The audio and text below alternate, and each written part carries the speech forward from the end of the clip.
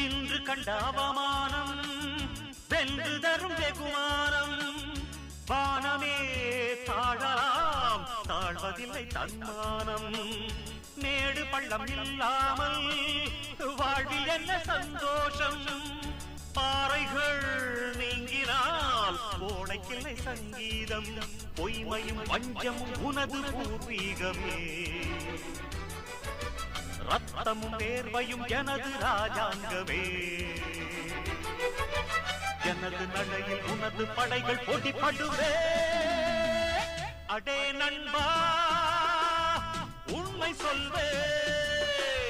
சவால் வேண்டாம், உன்னை வெல்வே.